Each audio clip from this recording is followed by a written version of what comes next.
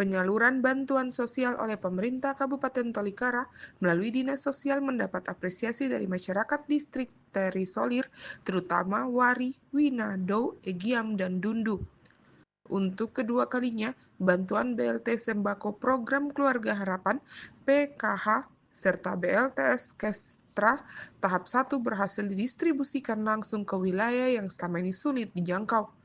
Kepala Dinas Sosial Kabupaten Tolikara, Adrus Kogoya Esos, menjelaskan bahwa 3 jenis bantuan disalurkan kepada keluarga penerima manfaat KPM, masing-masing BLT Sembako dan PHK, dan BLTS Kesra tahap 1. Setiap KPM menerima total 1.500.000, terdiri dari 600.000 BLT Sembako dan 900.000 BLTS Kestra. Ia menegaskan bahwa penyaluran dilakukan langsung ke distrik yang tidak dapat dijangkau kendaraan dan darat, sehingga distribusi memanfaatkan transportasi udara. Adrus menambahkan bahwa langkah ini dilakukan untuk memastikan bantuan benar-benar sampai kepada masyarakat di daerah terisolir sesuai komitmen Bupati Willem Wandik dan Wakil Bupati Yota Monda. Meskipun nilai bantuan tidak besar, kehadiran pemerintah serta langsung dinilai sebagai bentuk perhatian nyata kepada masyarakat. Ini karena ada ketiga, yaitu BLT yang setiap tahap pertama, kedua, tiga sama jumlahnya 600 per KPM. BLT Kesra itu 900. Jadi per KPM 1.500.000 per KPM. Ini hanya terjadi penebalan dan situ KPM-nya sama.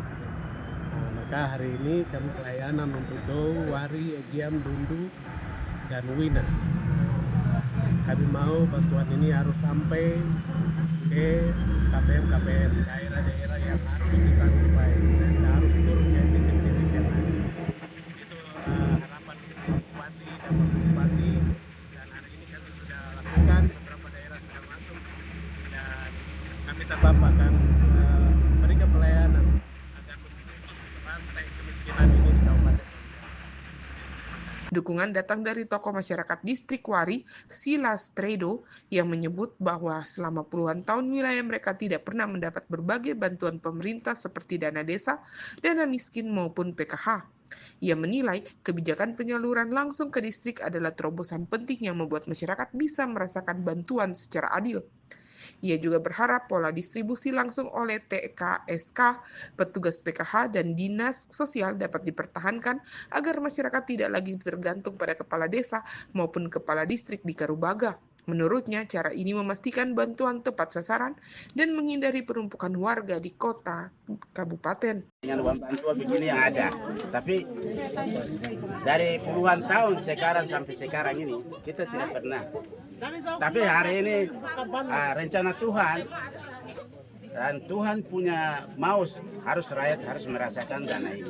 Maka hari ini kami bisa menyaksikan bahwa barang sudah ada di depan kami. Jadi tidak boleh ada kepala-kepala desa yang main di sana bilang ini seperti ini tidak. Harus ini keluarga ada yang jadi harus turun ke rakyat sini supaya rakyat di sini mereka lihat bahwa betul bantuan pemerintah ada di tempat. Siap. Itu saja. Terima kasih. Bapak nama? Silas Tredo. Saya mantan kepala desa induk di sini. Seorang hamba Tuhan dari distrik Wina turut mengapresiasi langkah pemerintah yang menyampaikan bahwa selama ini kantor distrik hanya berdiri tanpa kehadiran bantuan yang seharusnya diterima masyarakat. Sejak penyaluran BLT tahap 3, bantuan mulai hadir langsung di kampung-kampung mereka. Petugas TKSK Distrik Wina menjelaskan bahwa sejak Tolikara berdiri pada 2004 hingga kini, Wina masih tergolong wilayah terisolir yang sulit dijangkau, bahkan oleh pesawat.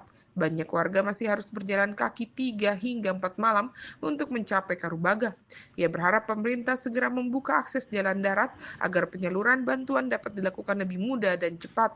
Menurutnya, pembukaan akses jalan menjadi kebutuhan mendesak agar wilayah tersebut tidak semakin tertinggal.